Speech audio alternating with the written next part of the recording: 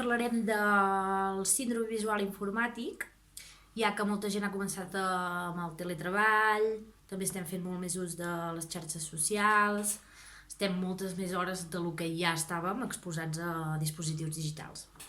El síndrome visual informàtic és degut a passar moltes hores davant d'un dispositiu digital, amb els ulls fixos a una pantalla a distàncies bastant curtes, per les quals l'ull no està gaire dissenyat encara. Llavors, per detectar-ho, hi ha uns quants símptomes que podem notar, que serien, per exemple, irritació dels ulls, que se'ns posin vermells, sensació de sorreta, que el tenim molt més sec, i això, si no es cuida o no s'agafen uns hàbits, per evitar-ho, pot derivar en un ull sec, que aquest ull sec pot ser temporal o es pot arribar a cronificar.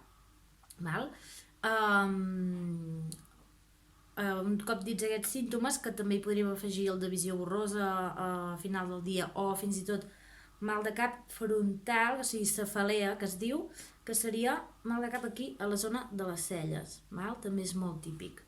Llavors, coses que podem fer per evitar-ho? Intentar fer descansos. Jo la recomanació que faig sempre és cada 40-50 minuts fer un descans de 5 a 10 minuts de qualsevol tasca que estiguem fent amb el dispositiu digital, ja sigui treballar, ja sigui oci, Per què? Perquè cada 40-50 minuts jo també considero que és una manera de també ajudar per la concentració. Per exemple, per això les classes, per exemple, dels col·legis, dels universitats, això estan pensades per una hora, més o menys, Llavors una mica abans ja comencem a perdre la concentració, llavors va bé per les dues coses, tant per descansar els ulls com per descansar el cap. Més cosetes, quan fem aquests descansos, intentar mirar alguna cosa que estigui lluny, és a dir, si intentar mirar per la finestra, ja sé que aquests dies contemplem molt les finestres, però intentar fer-ho, estirar una mica les cames, no vol dir fer una pausa de l'ordinador, per exemple, per anar a buscar el mòbil, o sigui, això no serviria com a mètode o com a mesura a prendre. Què més? Llavors, sobretot també que anem ben corregits, és a dir, si utilitzem ulleres, portar-les per treballar, si és la que les necessitem de la vora.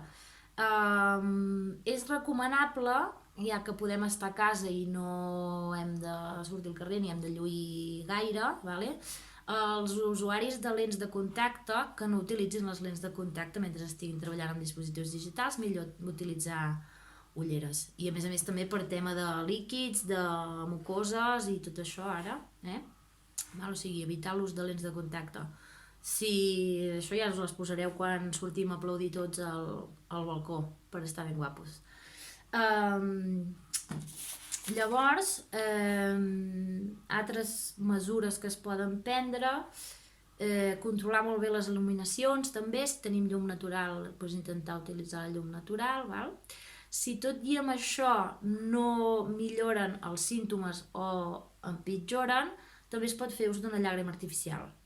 Una llàgrima artificial o en cas que sigui ja els símptomes molt més marcats, un gel nocturn normalment, o 2 o 3 cops al dia.